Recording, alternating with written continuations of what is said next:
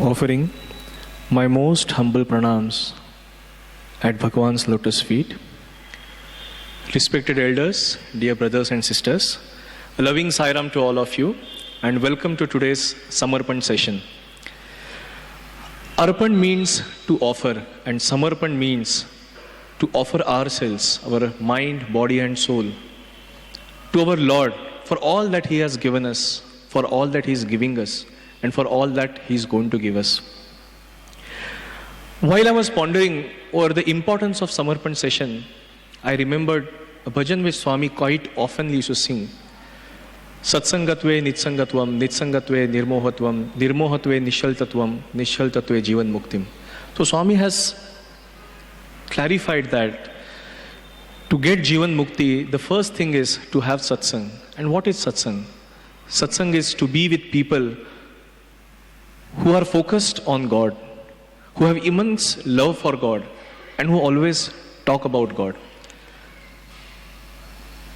So Samarpan is this beautiful, divinely crafted satsang, wherein we hear and share Lord's stories, our Swami's stories, so that when we leave from here, we will be filled and immersed in His love.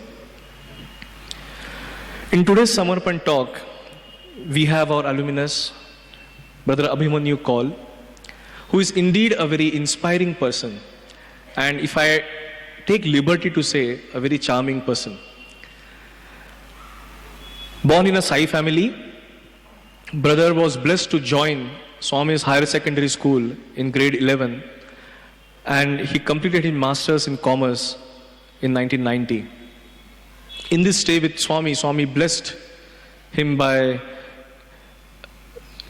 bringing out his latent talents, whether it be dance, band, gymnastics, public speaking or Veda chanting. He was also fortunate to be the first batch to whom Swami imparted the man management lessons. After finishing his masters, Bhagwan asked him to go out and work, and that's how he started his professional journey, or say spiritual journey outside Parthi. After working for a decade in India, Swami asked him to go out, and that's how he started his journey outside, in Canada, in US, and then in Trinidad Tobago, where he was instrumental in starting the first Sai school to teach value education. Brother has today 20 years of global experience, where he has been a management consultant to various corporates and government organizations. Presently, he is an advisor to Ministry of Education, Trinidad Tobago, in value and character education. He has also authored a book, The Joy of Self-Discovery, in which human values are explored and explained in practical and simple manner. Over to Brother Abhimanyu Kaul.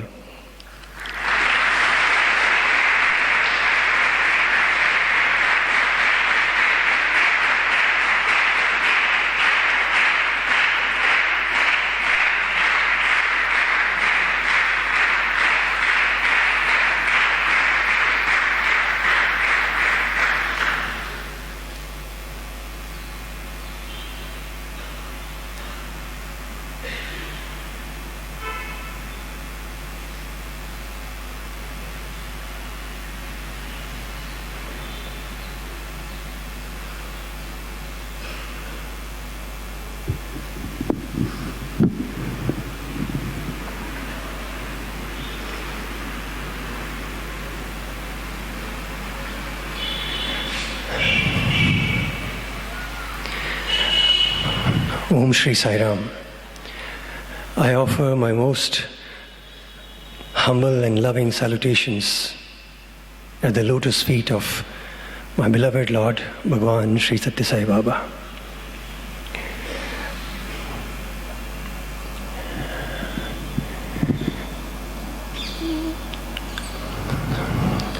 Respected elders, brothers and sisters, I feel very humbled and grateful for this unique opportunity. I never thought it will be so difficult for me to come back to Brindavan and again to share few words in the presence of the Divine. It looks like a circle coming back. I never felt loss of words. Those who know me know I can talk too much.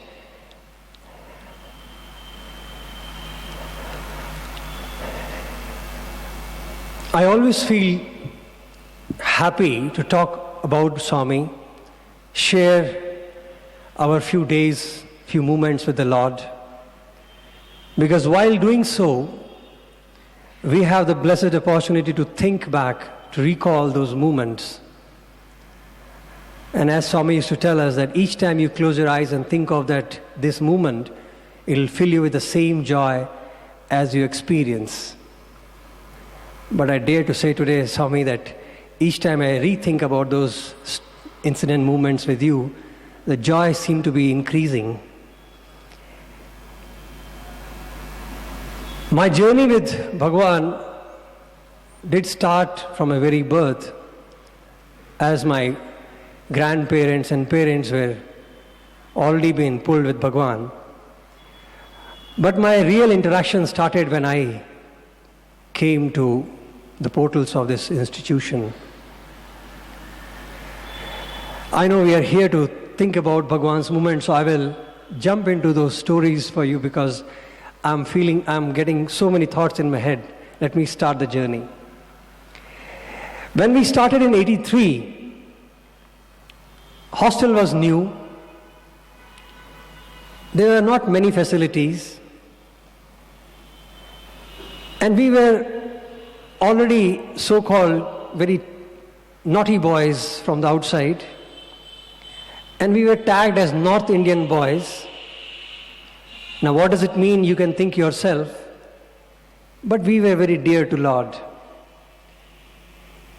He would spend a lot of time interacting with us. And when I say lot, it is sometimes difficult even for us to think, did that really happen? Did he really spend so much of time with us, talking about our food, idli, sambar every day? But it did happen. When we came to hostel, it was all new. Our parents had told us, you naughty fellows, shut up and go and follow the routine. Don't bring bad name to us. You are going to Bhagwan, so at least behave. And we had no idea what to expect, what not to expect from Parthi. And the biggest blow came with the food. Today I enjoy South Indian. I still enjoy. But in that time, it was difficult to imagine breakfast sambar, lunch sambar, dinner sambar. Can you imagine that? And in our time, we had boys from all over the world. We had one boy from Mexico, a couple of boys from US, some from Europe, and most of us from North India. And we had no excuse to say anything. We had no idea what to say. We used to carry our plates, go for breakfast, and there you have sambar and idli. You go for lunch, you have a sambar and rice. Of course, with some flavor changes. And we continued that for a week. And we didn't know whom to say. And we were all whispering with each other that, is this going to be our life? And nobody, who to talk about here? And after a week, Bhagwan came. He used to talk to us every evening. We'll go to Mandir, and that was the best relieving point. We could forget all the food problem, all the hostel mosquito problem, all the summer problem. The moment you look at the Lord, everything is good.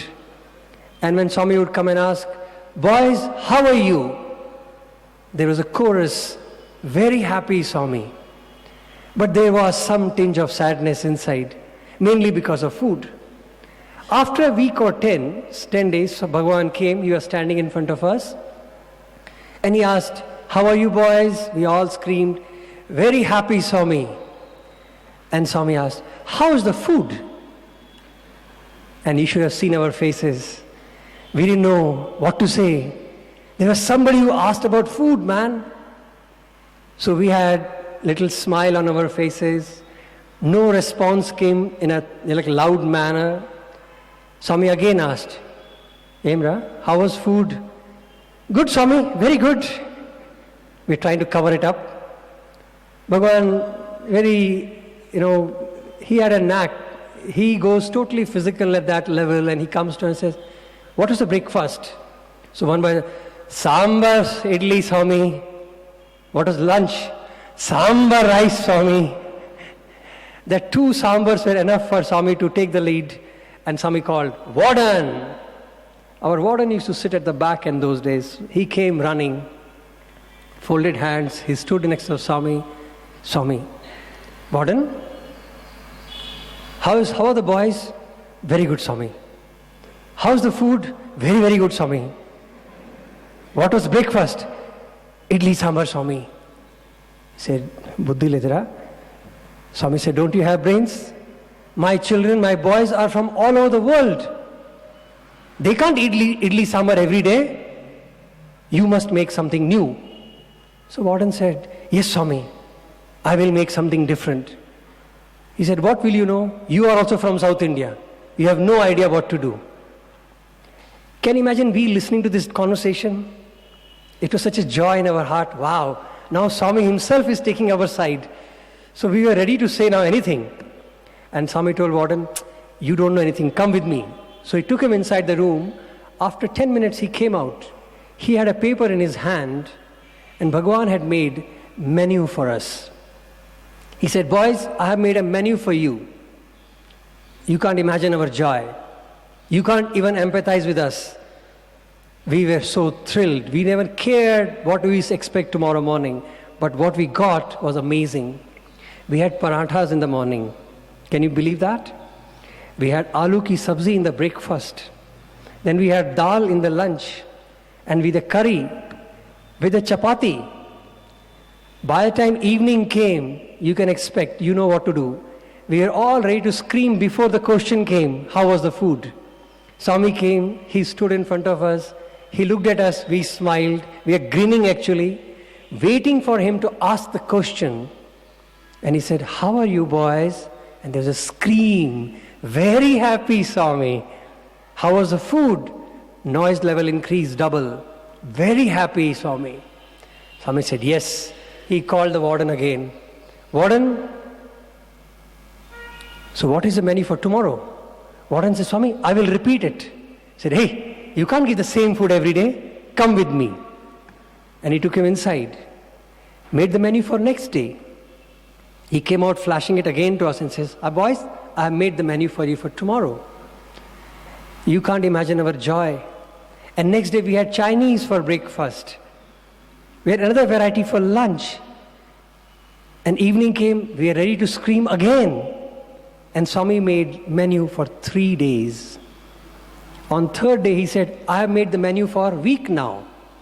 And then he told warden, now you can repeat it. So boys won't feel the same food every day.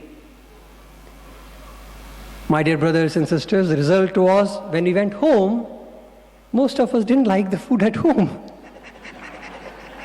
Because we got always the same food at lunch and breakfast at home. And here Bhagavan gave us one day Chinese, one day continental, one day South Indian, North Indian. We had puri also, we had noodles also, we had everything. And after 15, 20 days, Swami said, now your paid puja is done, you have forgotten me. And it was a hint, and we again prayed, Swami, please come and join us. Those were the days when Bhagavan would walk into hostel anytime. He didn't require an invitation. He could just drive in.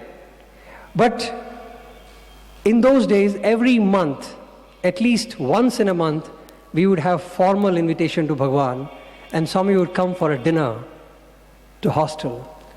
And that dinner used to be like a marriage ceremony. The whole hostel will be washed and cleaned and decorated for Swami.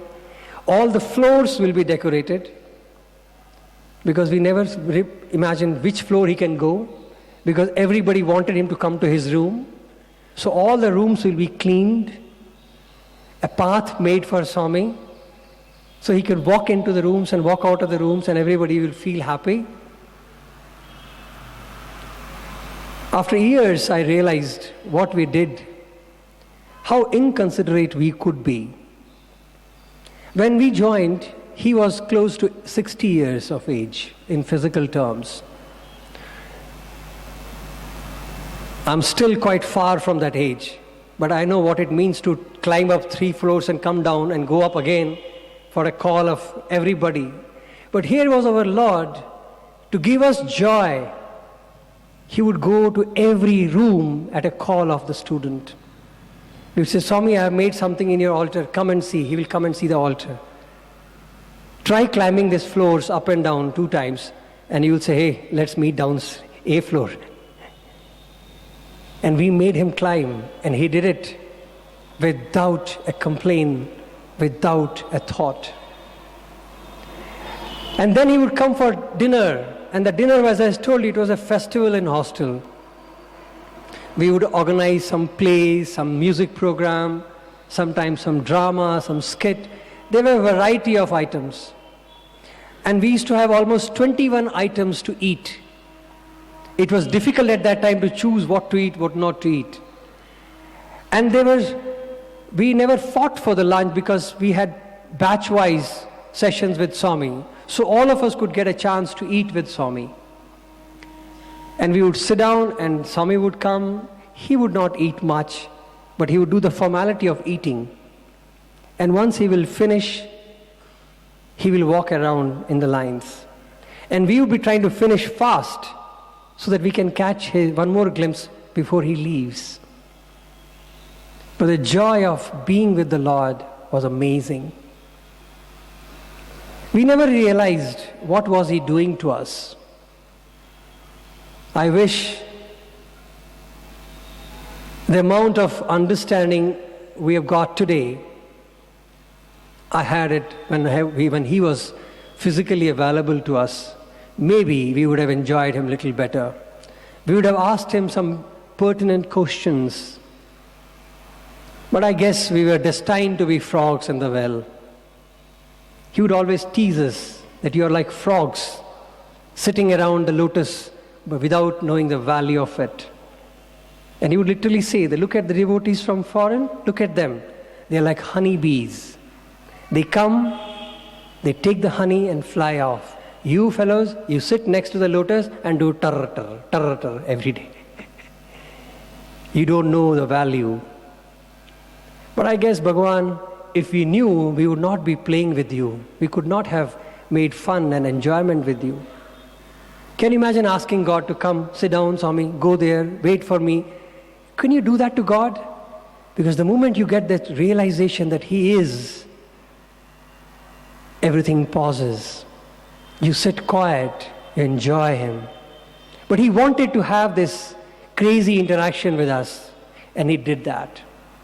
Those were the days when discipline was not enforced in a manner. He made sure, as he would tell us in a very loving manner, that the discipline should come from source, not from force. If I force you to follow, get up in the morning, go for Suprabhatam, stand in line, walk there, then you will do it just because I am standing in front of you, but it will not become you. And you will never get the right benefit out of that routine. But the moment you believe in it, you will start extracting the joy out of it. And He never forced us. That is the best part of Swami. But He made us do because He made Himself so charmingly attractive. We wanted to be with Him, that's it. We could break any laws to be in front of Bhagavan. Let me take the liberty of sharing with you some naughtiness we did with Lord. He had a nickname for us. He had many nicknames for all of us. I can't repeat all the names here. But one such name was horses, he used to call us. Because we used to run in the mandir. From the mandir gate to Portico, there used to be a 100-meter sprint every day. Anybody coming in the way, God save you. Because we are running. And that run would start with Swami's signal. More often, Bhagavan would come out of the room and he would wait for us to come. And he would be standing right in front of the entry room and we would be out on the gate, entrance of mandir premises. And he would gesture either with his hand or with his head. He'll just indicate, come on. And then the sprint would start. It was, I can't even imagine, even if any 100-meter sprinter would be there, we would defeat him at that moment. And we were very sensitive about running because, every second, every millisecond mattered. Who would reach Swami's feet? So we had to run fast. I was recalling it, I'll share that story again. One elderly gentleman, somehow he got an inspiration to sit on the path. Sometimes people get spiritually aware sometimes, so we don't know what to do with them. But they came and sat. He came and sat in the middle. Now we are running. Now you can imagine, I told you it's a split-second movement. If you miss that second, somebody else will come and take your place. And we all had strategic places in the front, from where you can see Swami's door, bhajan hall. So there is a strategy. If you want to give a letter, you know which spot to catch. If you want to take namaskar, you know which spot to catch. Probability of coming there was higher. So we all had the strategy aligned to running also. Now imagine an old elderly gentleman coming and sitting in the middle of your run. It happened that day. We were running and this gentleman was in the middle, and the guy who was running, who was facing that man, he didn't know where to go because everybody is close to each other. We are running shoulder to shoulder. There is no point to go this way. So first fellow dodged, second did not see the person sitting, so he didn't know where to go. He can't stop, so he jumped. It was a hurdle chase. He jumped, and that elderly man realized somebody flying over him, so he bent down. When he bent down, the second fellow flew, and like that, there is a whole queue. And before he could realize, we run very fast in Swami, right? Within 30 seconds, everything was calm. And when he got up, all the boys were in meditation. Our strategy is very well. We immediately close our eyes and we reach in Turiya. So he couldn't even make out what happened here. There was nobody around him, and suddenly everybody around him. He had no idea. He was fuming inside. And our Lord has the best way to create mischief. He came straight to him that day and he asked him, "How are you, Bangaru?" He was furious. And before he could open his mouth, Swami said, "Come with me." So he took him inside. And inside, as soon as he entered the room, he started, "Swami, your boys are very indisciplined." Swami said, "Why? Who asked you to sit there?" He was expecting kind of a pat on his back that he's complaining, and Swami said, "Who asked you to sit there?" He said, "Swami, but..." He said, "What but? You know my boys are running. They are coming for me." "But Swami, they should not run." "Why? Just because they are not running for you?" He was very, very protective about us. He is still very protective about his children. Dare not anybody complain about his boys. He will listen, but rest assured, he's gone. But when he comes out, he has the privilege of scolding us. He heard him, he blasted him, he said, "Go out and sit down." He didn't speak to him for 3 months, but he came out and he scolded us. "You boys, you don't have discipline." And so we all had to hear it again, and we realized that we are caught now, and Bhagavan had to punish because the complaint had come, so Lord had to take action. He took action. He called the warden, he said, "Boys are very indisciplined. They're running too much." So a rule was made, we will not run in Mandir. So the line, when reached the Mandir gates, we were asked to stop there, and then line by line, the front line, 4 boys will walk. So slowly, now imagine where we would sit down in Mandir in 2 minutes, now half an hour line is still continuing into the Mandir. And now since Swami himself has put this rule, so poor Lord could not complain. He walked and he's waiting for us, go. So one day passed, Swami is standing like that, nodding very seriously, yes, go. Second day passed, Swami also standing, watching us walk, very happy, very serious. Bhagavan is very serious. Third day, when we reached, Swami had almost finished the men round. And we were standing waiting for his instructions to start the line. He came at the end of the men's section and he did, and the line slowly started walking. We had to walk very carefully. We could not run. It was a clear instructions. If you run, you will not be allowed for darshan. So many restrictions. We would have hardly walked some 5 steps. Swami said, "Hey boys, no fun. Run." And you can imagine, a marathon happened, there was a chaos, and Swami said, "Aye." In 2 seconds, we were all sitting inside the mandir, and laughter returned. Who says spirituality is a serious affair? It is, but it is filled with laughter.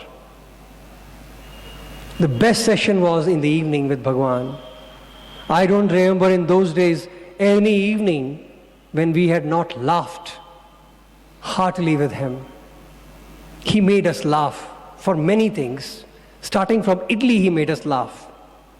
How many of you can speak on idli? Can you speak on idli? Swami spoke one day for half an hour for idli. He explained to us the whole idli. How much did you eat? What was the size of idli? It was soft or hard? How big was it? This much, this much. Discussion was going on. He even called Mr. Venkatachalam, our senior food in charge. He called him, "You don't know how to make idli. You make very hard." Then he told, it was a sports day time. Our sisters had broken some tiles in that year. Swami said, "I'll send you hammers to break idlis. Girls break idli, the tiles by hand, you break idlis in hostel." So he used to make fun in all the areas, and we were like looking at him. One such evening, he spoke for idli for half an hour, and when we were going back to hostel, one devotee must have seen us, and he must have recognized my face sitting in the front. So he came to us, 2 of us walking to hostel, and he came and said, "Sai Ram," sir, the devotees, they are full of love for Lord. For them, a glimpse of God itself is fulfilling. If they hear one word from Bhagwan, they'd be dancing for a month. And here we were listening the whole time with Bhagwan, we never realized it. So we were going to hostel, and this man came running to us and he said, "Son, I saw you sitting in the front and Bhagwan was giving you discourse. He spoke for half an hour. Could you share some pearls with us?" Now we paused, we thought, sure. But then we thought, what do I tell him? If I tell him he was speaking on idli for half an hour, he will never believe. And what will he think of Swami? That Swami spoke for idli for half an hour? The size of idli, the softness of idli. And we just told him humbly, said, "Sir, Swami was talking about food, sir. He was inquiring about hostel food." Poor fellow thought that we are not wanting to share. So he said, "I'm sorry I asked you. I know it must be very private and personal between you and Swami. I should not ask." He left and we felt bad. How to tell him that the Lord of Universe spent half an hour talking about idli with his children? Many people ask us today, Swami must have given you a lot of discourses on Vedanta. He must have taught you Vedas and Upanishads and all that. We always scratch our head and say, did he? I don't know. But we learnt it. He taught Vedanta through idli. He taught Upanishads by playing with us. He taught us the greatest truths of life by just being in his presence. We don't know what God is. Nobody on this earth can explain what God is, but we all fight for God. Very funny we are. But today we can say, we are the privileged people who can say, I have seen God. I have touched him. I know him. Not because he said I am God, not because I say he's God, because whatever God is, we only saw through him. If we say God was omnipresent, he showed us what omnipresence means. If we say God is omnipotent, he illustrated it in a million ways. If he was omniscient, we know what omniscient means. Hostel, we have study hours. I'm sure the routine is still the same because it is set by Lord and nobody would change it. It is a master's plan. 7:30 we used to have our dinner, and I believe 8 to 9:30 was our study hours. It still remains the same? Yes. So 8 to 9:30 is a compulsory study hours, and Bhagwan had a very particular interest in these things, that we should not break this rule. To an extent that he would be very, very sensitive if we did not follow it properly. He said, it's good for you, it's for your good that we have set it up like that. So between 8 to 9:30, Swami expected that we should be on our chair and desk and study. Not go around asking for pen and notes at that time. He would always say, why couldn't you do it before? Why at 8 o'clock you just reminded yourself, oh, I should go and pick up my note from somebody. You could do it before, after. Why at 8 to 9:30? But just to share with you how he would play with us. One day in the darshan, again, he called one boy and said, you're like a frog jumping from one room to another room. Why can't you sit and study? He said, Swami, I was studying. I just went to ask a pen. He said, how much time you need to ask for a pen? You go and say, I want a pen. Now you are asking the whole story for half an hour before you took a pen from him. So now Swami is telling us what you did in hostel between 8 to 8:15 in the pretext of asking for a pen. Walking down from Mandir, hostel to Mandir, he would say, why are you looking here and there? You're reading the new poster which a shopkeeper had put. You're seeing that new shop. Why can't you walk straight? Now imagine if you get into the conscious awareness that there is somebody who knows your innermost thoughts, who knows exactly what you're thinking, what you're walking, where you're looking. Can you face that person? Imagine if I know, you know that I know your each and every thought. How many of us would like to sit in front of me? We'll find a backbench every day. He was that phenomena in front of us. And the moment we would get awareness, oh my God, Swami knows it. And that is what he was creating. Not only by presenting himself as an omnipresent, omnipotent personality, a phenomena, but giving us a realization how to be constantly aware of him. Be constant, that was constant integrated awareness. Be aware all the time that he is there looking at us.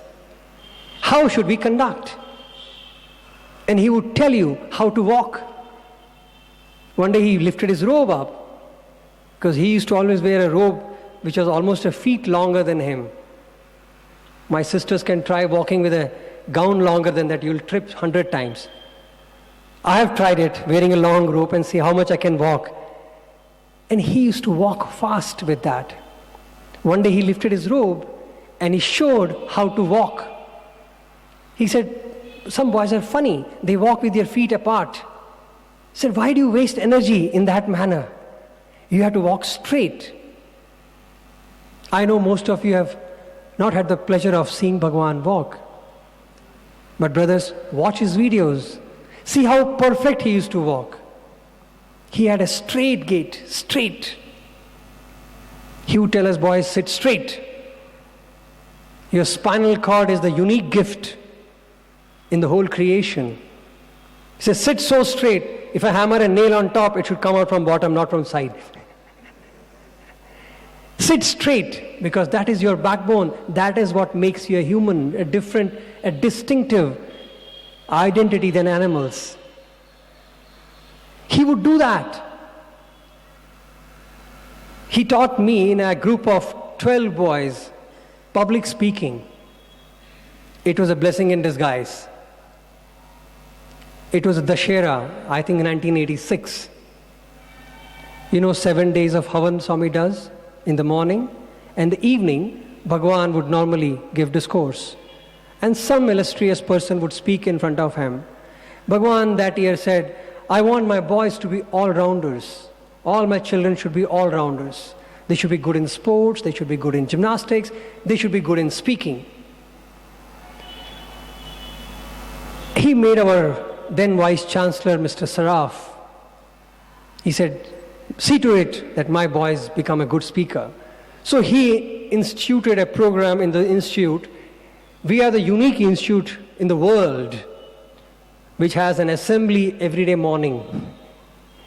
Other colleges and schools don't have even assembly. They don't even come to mornings. They only go for classes. All our whole college boys go to college and have an assembly every day morning. It's a unique program. And Bhagwan said, every day morning you must speak, but your children should also speak. My boys should speak. So 2 boys were selected every day to speak for 2 minutes or 5 minutes, talk. And to put a cherry on top of the whole show, on Saturday morning, Bhagwan sent word, all the boys who spoke for the week, come for interview.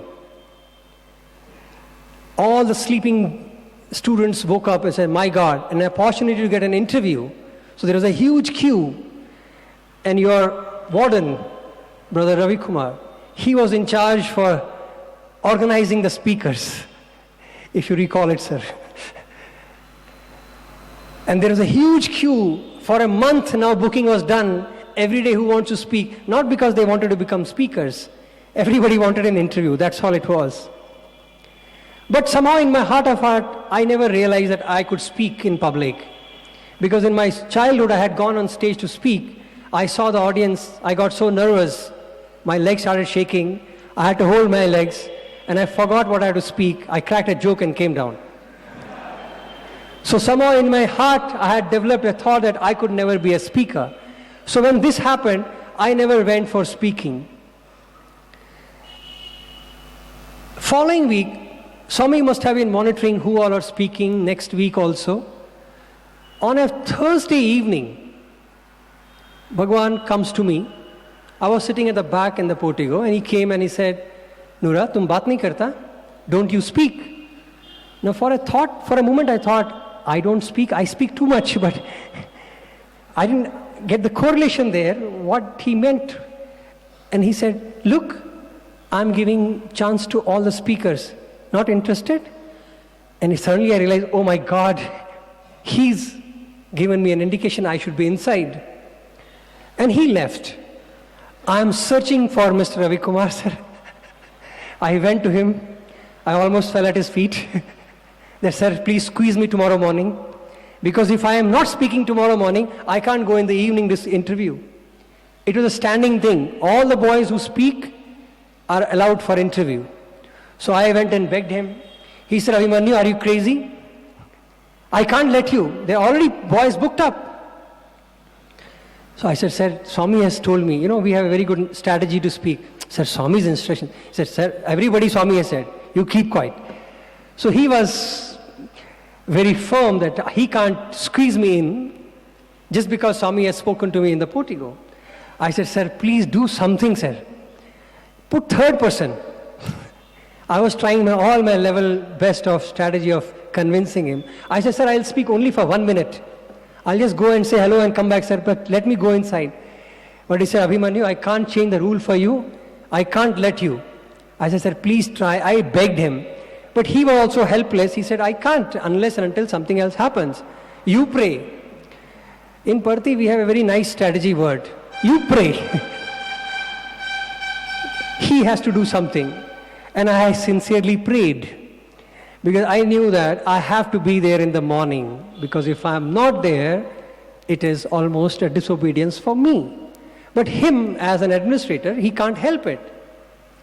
At night, 8 o'clock, sir comes to my room and I said, Abhimanyu, I think Swami has heard your prayer. I said, what happened, sir?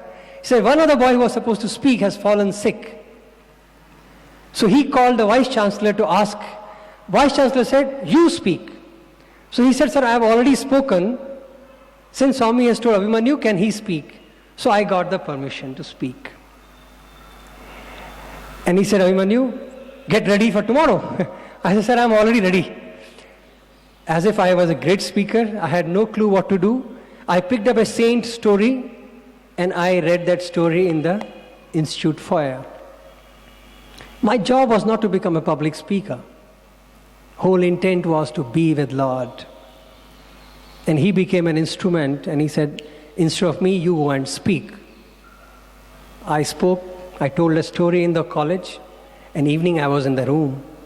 And Swami looked at me, he didn't even talk, he just looked at me, giving an acknowledging smile that I brought you in. And the interview went on for an hour or so. After 2 weeks, I think, Swami discontinued the process of giving interview. And he said, out of these boys, I'm going to select some boys to speak during the Shera. Now, I had not, in my wildest imagination, thought that I would be the one person chosen to be part of that. Because we had great speakers in that time.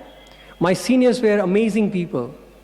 In fact, I would openly encourage you all, never underestimate your importance of your adults, your warden, your principals, and your teachers.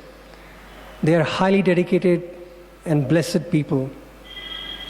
Even if you cannot do your degree, you must know their whole life story before you leave the portals.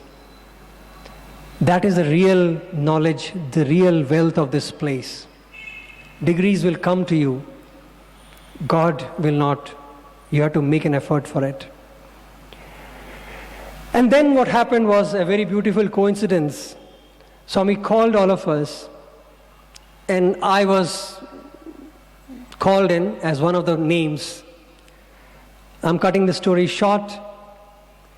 I had no clue that I'm going to face 30,000 people in Purinchandra Auditorium, standing next to Swami. What does it mean to speak? Because I saw these boys speak. I thought it's an easy job, just go and speak something. But you never realize that in those days, when Swami selected somebody, there was no teacher or no elder asking you, how are you preparing? What are you preparing? Do you have any credential to speak? There was no vetting process. Bhagwan selected you, you go and speak whatever you feel like. And he had his own nice strategy of cleaning up and knowing what exactly you're going to speak. But he never made us realize that. Those 7 days, Bhagwan called us every day morning. When the Havan was going on outside, we were in the green room with Swami, 12 of us, with Vice Chancellor, with Registrar and Controller for Examination. And Swami encouraged us to speak in public. He asked me, how much time you want to speak? Here we are thinking like 10 minutes, 5 minutes kind of a talk, 5 minutes enough, Swami. He said, hey, speak for half an hour, 1 hour. I said, Swami, we don't have content that much to speak. And he said, why? You are with me. Everything is in you. See how I speak? Do I prepare? Now, can you imagine Swami saying that to you? Do I prepare? I stand, I look at the audience, I get my topic and I speak on it. I said, Swami, you are God. He said, hey, don't speak like that. You are mine. Everything is in you. Go and speak. I didn't realize at that time, but later on we realized this is exactly what has done to us. It is literally we don't prepare, we don't need to, because he said that. You don't prepare, but be prepared all the time. Your life should be a journey of preparedness. Whenever situation comes, be present. And he made us ready for it. He taught us how to stand with podium, without podium. He taught us the leg postures, the eye postures. I was a nervous person, so he told me personally few things. I'll share some tips with you. He said, if you look at your down with the students, you will find your classmates, they'll make faces on you, you will forget your talk, so don't look at them. They will smile at you. So I said, Swami, what should I do? He said, in Purinchandra Auditorium, if you boys remember, there's a clock at the back. Omkar clock. So when you stand on the stage, that clock actually comes on an eye level.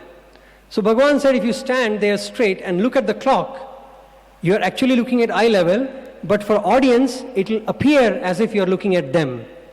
So that is the right posture for you. Look at the clock and speak. So one problem solved. But then he threw a bomb at that time.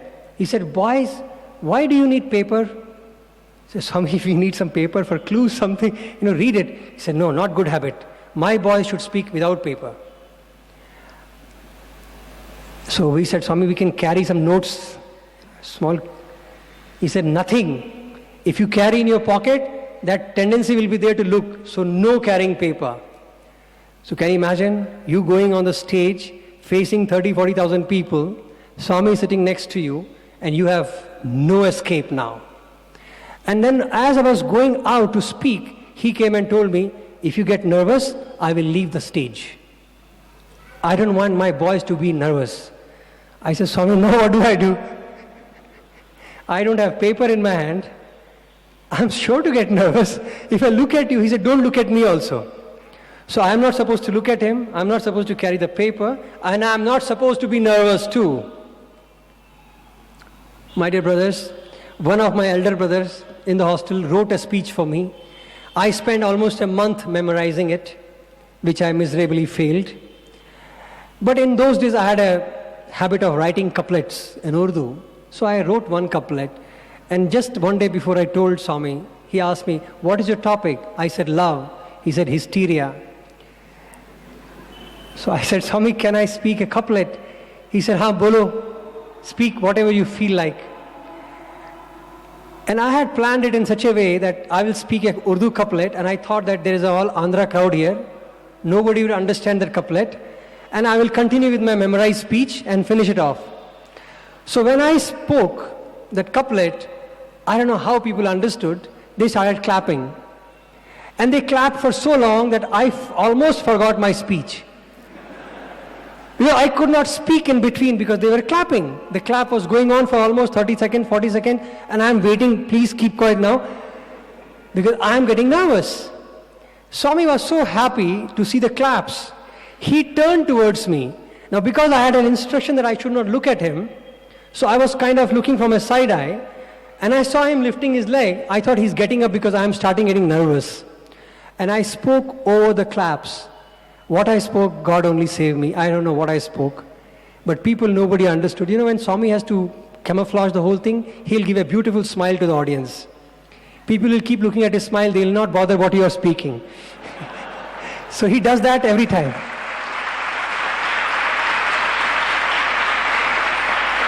That's our Lord. He will make you the whole, he'll just look at you, give you a smile. You are all mesmerized there and you can speak whatever you want, doesn't matter. At the end, Swami will say, Bangaru means everybody's happy. They'll say, Abhimanyu, you spoke very well. Why? Because Swami said, very good. And that was the first and the last time he allowed me to speak. Till I left the college. That's how he would do many things. And we were also crazy to do a couple of things like that. I will tell you one more thing, just to attract his attention. One day Swami gave a discourse. I'm sure you must have heard the story. Swami said, why do you clap during bhajans? Do you know the story? He would tell you that there are birds sitting on a tree. If you clap, the birds fly out. Similarly, you have bad thoughts or whatever thoughts are clumming you. So when you clap during the bhajans, the birds of bad thoughts will fly and you can concentrate on God. So we know the story, right? My mischievous mind heard it differently. I was sitting in the bhajan hall and Swami came and sat.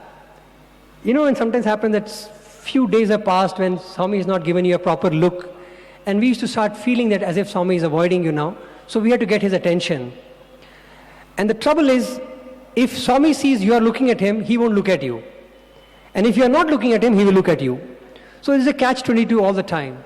So during the bhajan was going on, now can you imagine a slow bhajan going on, and we are clapping in a nice manner. This thought came to me, and I started clapping loudly. Because Swami has said, clap loudly, your birds will fly. So I started clapping loudly, and suddenly in the middle of the hall, when everybody is enjoying the bhajan, there's a taka going on. Swami had to look, who is clapping? So when he looked at me, I closed my eyes and continued clapping. One bhajan passed. Second bhajan, again I started clapping. He again looked at me like that, and I closed my eyes and I kept clapping. He didn't say anything. He got up, he went out, called the warden. He said, warden, go and tell that fellow. I asked him to fly his birds, not everybody's birds.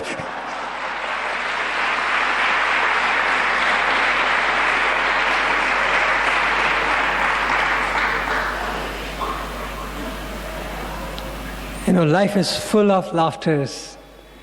When you think about these things, you wonder, what did we do with him?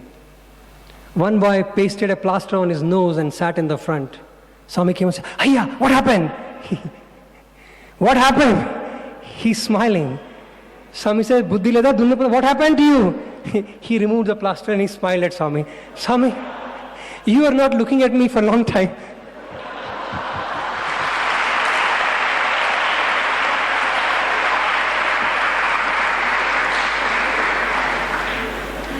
Now, those were the days when you could do these pranks with Lord. I wonder, did that really happen to us? Life goes on. It is something very feared. Each and every moment of Lord is alive. I recall, I was telling my brothers here that I'm a pure Puttaparthi boy. I was never a student in Brindavan. In my master's time, our batch came to Brindavan, but Swami chose to keep me in Parthi, so I remained. And in holidays, Bhagavan would every time come to me and says, "Go home." I would try my level best to stay, but he would say, "Leave now," and I would pick up my bag and go. So I never came to Vrindavan during all my student life. After my master's, I was in home. I got a telegram from the registrar. I had applied for MBA.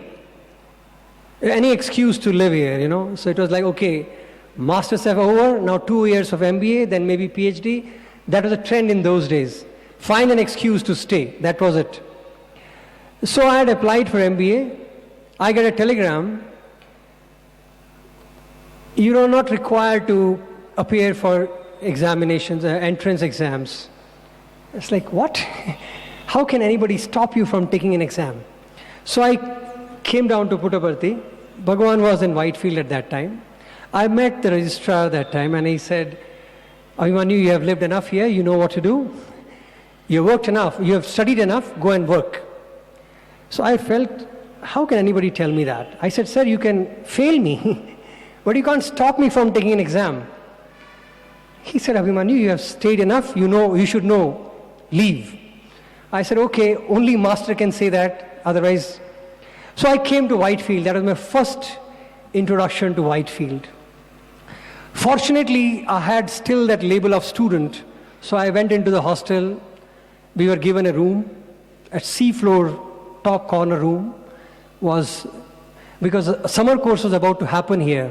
It was a revival of summer course. So we had been given a room there. And warden said, "You all can stay there." And evening I went for darshan. That was the first time I had a Treyi session. So it was an amazing experience for me too. 2 days must have passed and warden came. "All boys, you are no longer student. Please leave." Now brothers, you can't imagine what it means to be an ex-student. All the royalties of being a student, the privileges to walk around anywhere you feel like. There was a time when we could knock at Swami's door and pass our letter to Swami. Can you imagine that? You could go to Swami's door and knock and say, "I have an emergency, please." And Swami could call you. From that moment to a moment when somebody says, "Leave the hostel," you are no longer a student. It was a heartbreaking experience at that time. We had no idea what to do. We went to Kadagudi village. We took up a very dirty room there and we stayed. We used to pull the dirty water from the well and bathe and come back. But we are not allowed in the mandir also now. Suddenly we were nobody. So we pulled ourselves and there used to be a tree here. And Krishna's statue was there and Swami would come every day morning for darshan. So all of us sat together and that's how we formally got a place for an ex-student to sit. And Swami would come and look at you. He would take letters, but there was no formal interaction. But as long as he was looking, we didn't care, we enjoyed. And just few days, I think a day or two before summer course started, warden called us and he said, "Boys, Swami has allowed you all to come back in." you can join the summer course. Now that was a relief, and we went back again, and that was a royalty, because Parthi boys had come to Vrindavan. Now you know your hostel very well. There's not much of a space if two campuses join together. So you all had to share your cupboards. But because we had become ex-students, we had given one special room for ourselves in sea floor, and he said, you all can stay there. As many boys come, you all stay. So we stayed upstairs. And if you know the summer course, we had to appear for an exam after the course is over. So we had to take notes. And that was Swami's course. So we had to pass. And Bhagwan's pass marks were not 50%. His was like above 90%. You have to get, otherwise he will not consider you pass. So we were making notes. After 2 days, Swami sent word and said, these boys don't need to give exam. Let them just enjoy the summer course. So we became the privileged lot. Our job was to get up in the morning, have lovely breakfast, go and attend the summer course, listen to Bhagwan's discourses, have dinner with Swami, enjoy the cultural program, and sleep while everybody else is studying. Examination happened, and once the summer course was over, next day, Bhagwan summoned all of us waiting boys to Mandir. Now things have changed inside. Just parallel to the walkway, there used to be grass. So we stood on the grass, and Swami came, very serious face, and he said, take prasadam and go. Now all of us didn't know what to do. We folded our hands, and Swami called for the prasadam basket, and he started giving prasadam to all of us.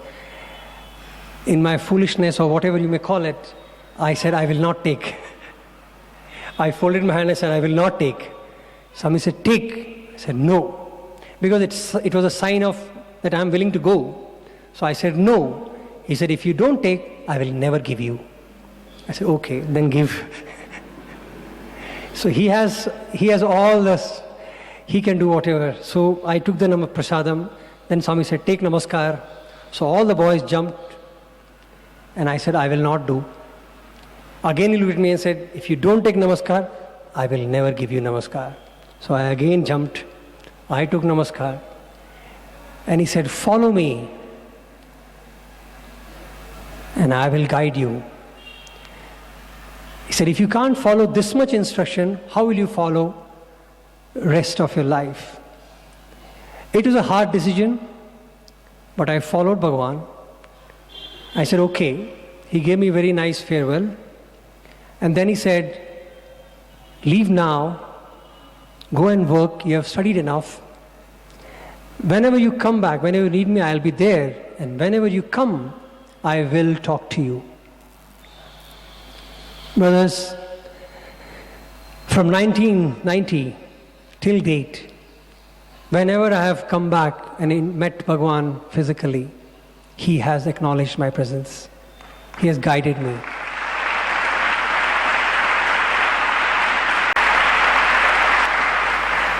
Why I'm telling you is because in our life many situations come. We make commitments to God. But the funny part is we have a very lenient way of following Swami, or convenient way. I might have broken my promises or my commitment to Lord, but He has never broken His promise, and He will never. The moment He accepts you in His fold, as He says, and I can tell you today with my personal, with little humble experience, that He means every letter, every essence of when He says, even if you want to leave my hand, I will never let you go.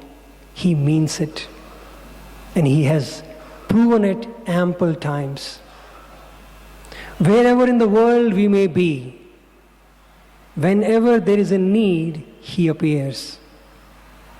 There is no need for any one of us, and I can tell you on your behalf, because we are all in the same fraternity. Bhagavan has selected us. He has blessed us.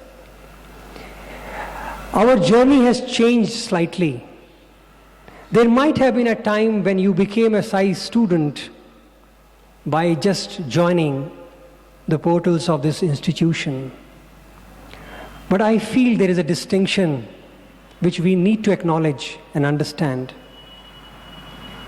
Just because we are a student of this institution does not necessarily qualify us as a Sai student. Just because we are a member of Sai organization, it does not qualify us as Sai devotees. To be a Sai, to carry this Sai as a prefix with our names, with our designation, is a responsibility.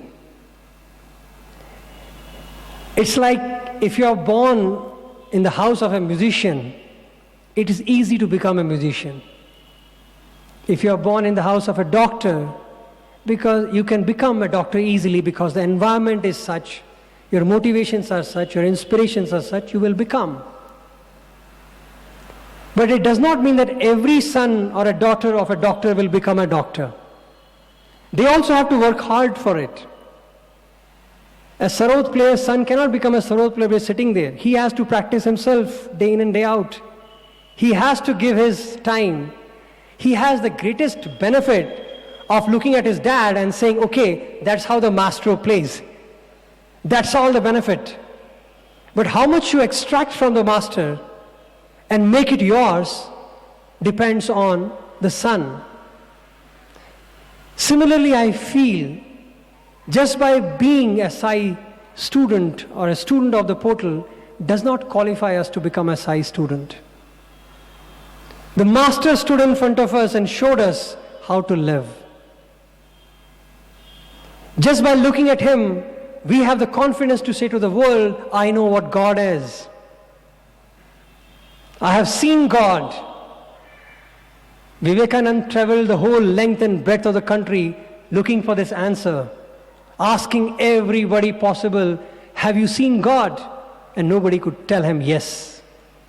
If he comes today, I will tell you, each one of us can say with confidence, yes.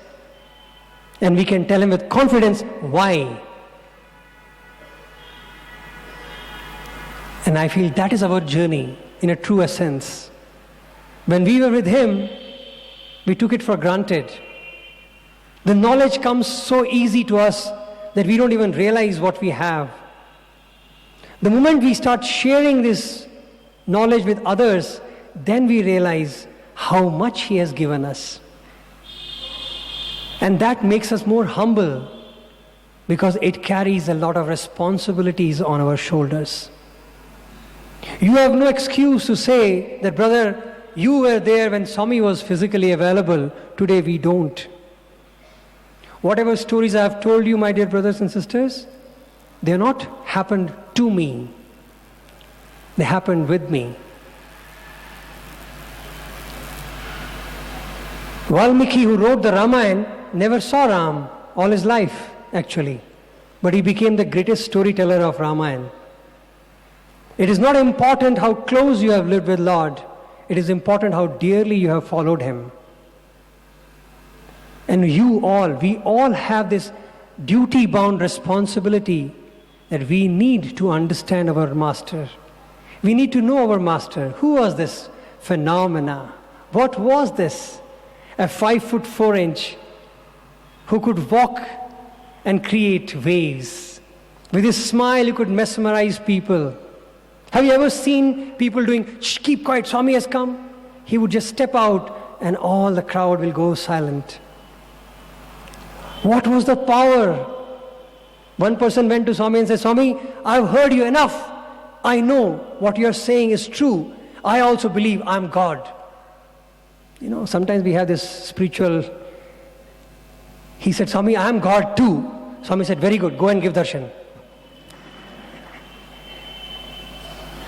The point is not to speak that we are God. The point is to be like him. He says, when you love me, you have to be like me. It's not easy. I know that. It's not easy at all. But it is not difficult the moment we start feeling him, because there's nothing else to do in life. Let me share with you one small thought from my side. You know, how much time do I have before I take this? 10 minutes? Okay, I'll do a quick run of a concept of service from what I have picked up from Swami. I think it was in 1985 or something when Swami started that village project. And Bhagwan got khaki dress made for all of us. Our measurements were taken and khaki dress was made. And Swami even got 2 buses made. And bus were decked with sound systems so we could sing and go for Narayan Seva. And it was announced the boys who are interested in going for village activity could come earlier from your holidays so you can go for a Narayan Seva, so to say, village program. Now let me share with you what Narayan Seva we did. From no definition, it was a Narayan Seva. We got a nice dress stitched for ourselves, khaki dress. Early morning at 6 o'clock, we would assemble in front of Swami's Mandir in Puttaparthi. Swami would come out from top every day and he would throw apples to us. Okay, nice. So we all would get apples from Swami, and then Swami said, go. And he had chosen some very remote villages which we had to go and clean up and help the villagers. So we were all in khaki with our equipments. We start traveling there. By 10 o'clock, Swami would send tea, breakfast for us. So after hardly 2 hours of some work, we would stop to have breakfast there. A nice breakfast, then we'll again work till 12:30. Lunch will be served. Everything is hot, it's not sent. It is not brought with us, it was sent afterwards. So lunch will be sent from the canteen. And mind you, in the bus also, Bhagavan would stuff it with fruits and eatables. So on the way, Swami would say, my boys may feel hungry while they're going so far. It was like half an hour drive or something. But we'll feel very hungry. So Swami would keep food in the bus also. So 1 apple in the morning from Swami. Then we had some bananas and apples and idlis in the bus. And then 10 o'clock, we had a breakfast fresh from Mandir. Then at 12:31, we had lunch. At 3 o'clock, tea would come with snacks.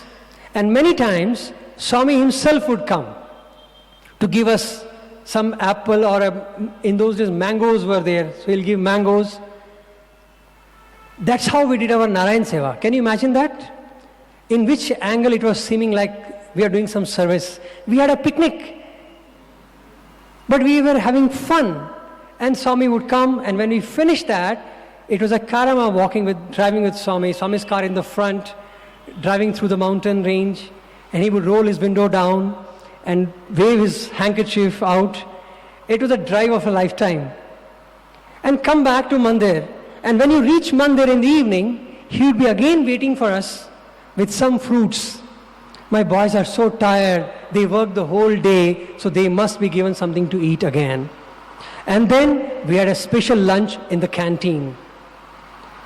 Now can you imagine how much we ate and what work we did? God only knows. But we were introduced into the concept of serving others. Bhagavan introduced us into this concept of giving back by doing all this drama for us. And we continued it. And Bhagavan later on made this very beautiful clarification. He said, when I send my boys during the Seva time, I gave them khaki because I did not want my boys to feel or seem different or elevated souls coming and helping others. They were only doing their duty by helping their brothers and sisters. So they should look similar. Hence, I gave them the khaki dress. But during birthdays, when they go out to give prasadam, I ask them to go in white because they are going as a messenger of God, giving them the blessings from God. Hence they wear white. There are subtle distinctions which Bhagavan had made for all of these things. So that's how our initiation into service project happened. We never realized that we are serving because we are having fun with Lord and fun doing activities. Years rolled by As an alumni, when we were trying to consolidate ourselves, I remember in mid-90s, we thought that the only way we can go back to Swami was if we can do some service project. So we took up, we were I think 73 boys in that first Seva camp.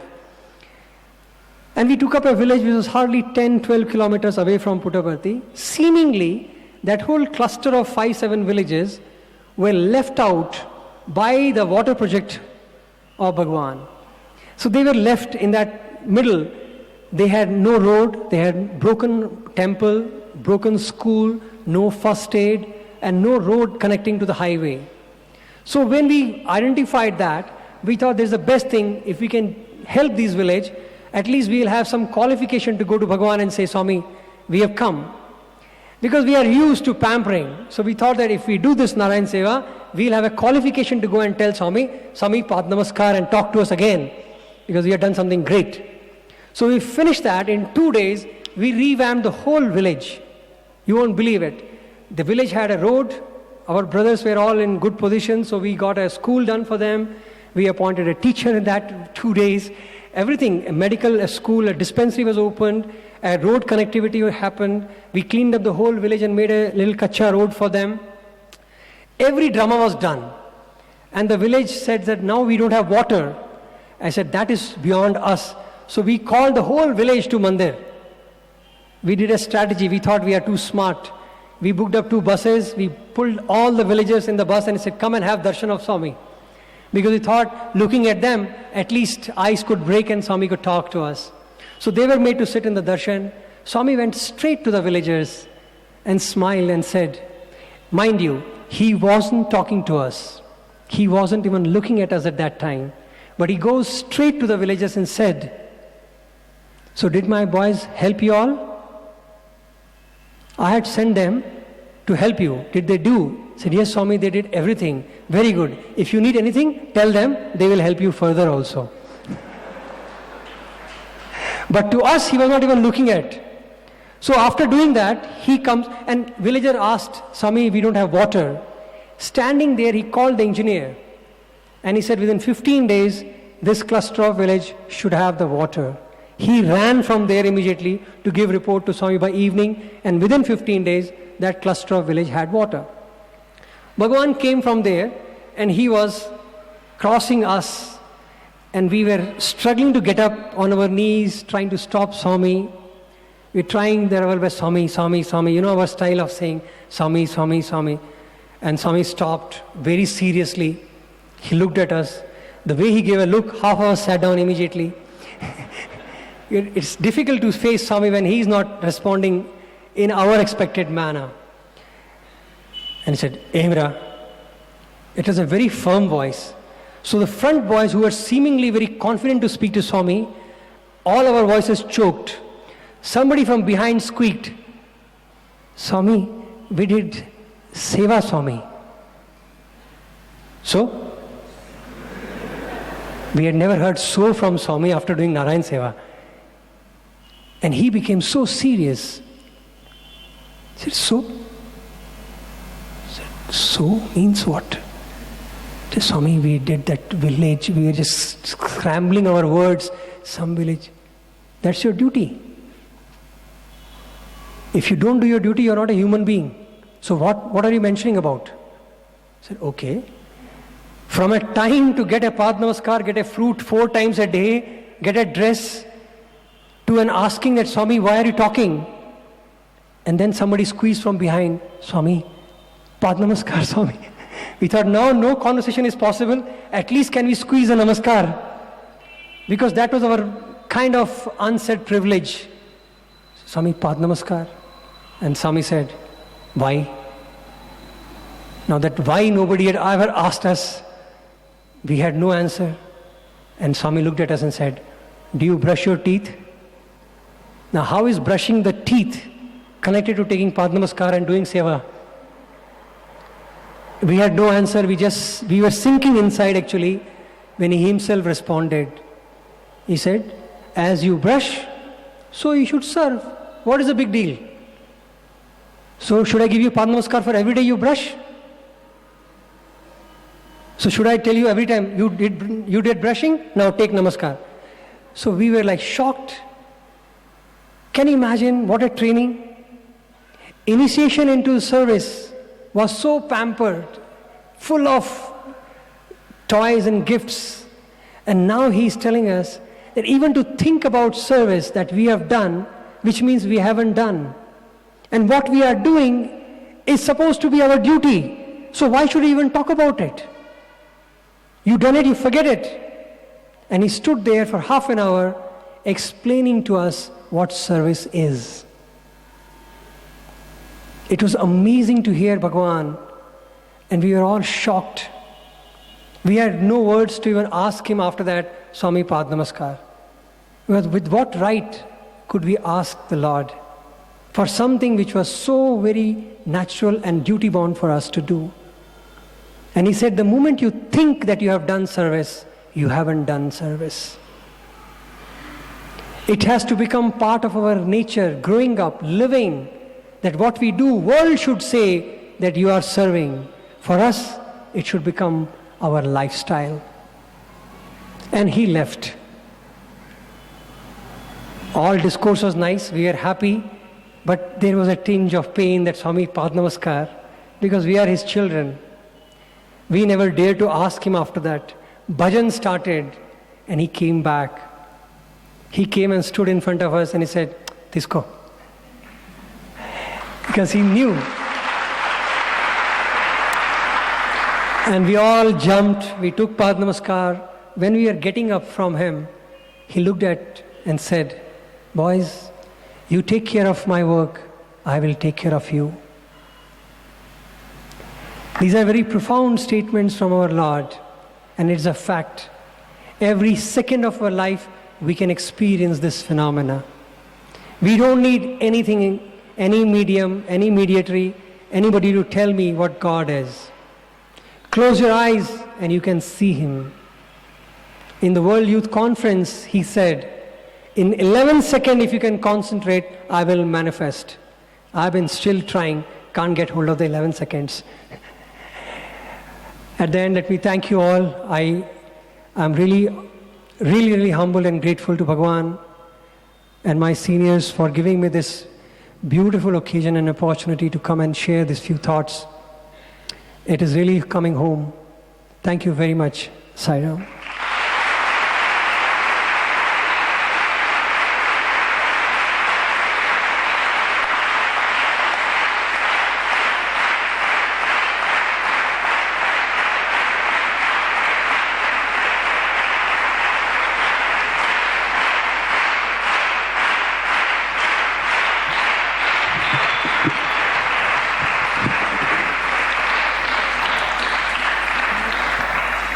Thank you, Brother Abhimanyu, Kaul, for this really inspiring session.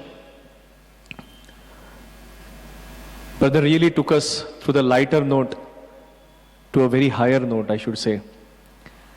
This is a beautifully of Swami where initially he'll give the chocolates and toffees, and later he'll expect us that sweetness has to flow from us. I cannot go through or explain the experiences which he shared because everyone has got their own sweet experiences. But the beautiful thing is what he shared, that discipline has to come from source and not force. And Swami has a very unique way of giving this teaching to us. I now request Sanjay Sahani sir to offer a bouquet of love to Brother Abhimanyu Kaul.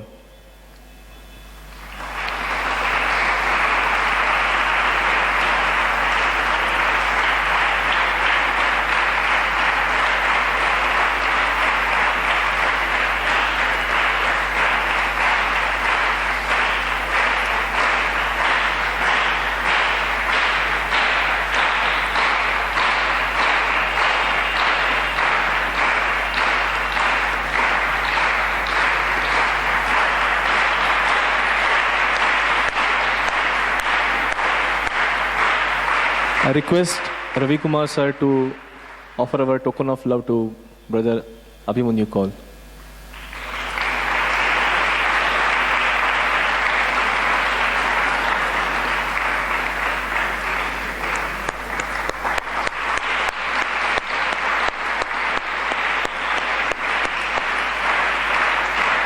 Thank you, sirs. We would like to thank Shri Bhuttiyaji, custodian of Brindavan, office bearers of Satyasai Organization Karnataka, principal sir, warden sir, audiovisual team, Mrs. Bhutia and her Prasadam team.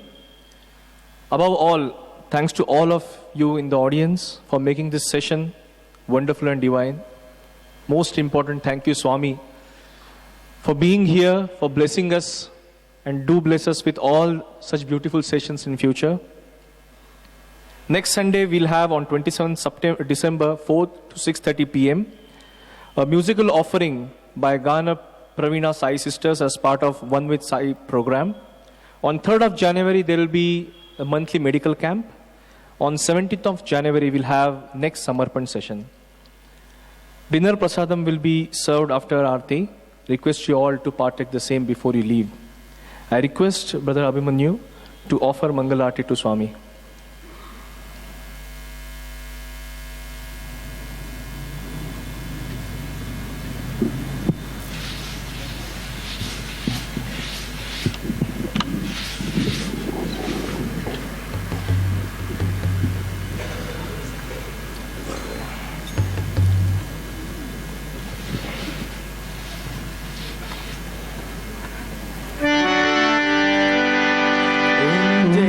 Jagdish हरे स्वामी सत्य साई हरे भक्त जना संरक्षक भक्त जना संरक्षक पति महेश्वर ओम जय जगदीश हरे शशिवदना श्रीकरा सर्वा प्राणपते स्वामी सर्वा प्राणपते आश्रित कल्पलतिका आश्रित कल्पलतिका आपद्बान्धव ओम जय जगदीश हरे माता पिता गुरुदेवमो मरियन्तयो नीवे स्वामी मरियन्तयो नीवे नाद ब्रह्म जगन्नाथा नाद ब्रह्म जगन्नाथा नागेन्द्र शरण ओम जय जगदीश हरे ओंकार रूप जय श्री साई महादेव सत्य साई महादेवा मंगल आरती अंधुको मंगल आरती अंधुको मंगल गिरधारी ओम जय जगदीश हरे नारायण नारायण ओम सत्य नारायण नारायण नारायण ओम नारायण नारायण ओम सत्य नारायण नारायण ओम सत्य नारायण नारायण ओम जय सद्गुरुदेवा नारायण नारायण ओम सत्य नारायण नारायण नारायण ओम नारायण नारायण ओम सत्य नारायण नारायण ओम सत्य नारायण नारायण ओम जय सद्गुरुदेवा नारायण नारायण ओम सत्य नारायण नारायण नारायण ओम नारायण नारायण ओम सत्य नारायण नारायण ओम सत्य नारायण नारायण ओम जय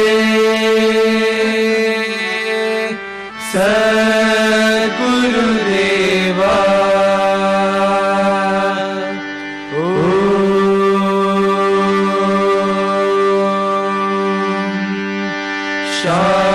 शांति शांति शांति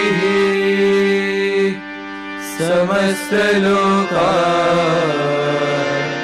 सुखिनो भवन्तु समस्त लोका सुखिनो भवन्तु समस्त लोका सुखिनो भवन्तु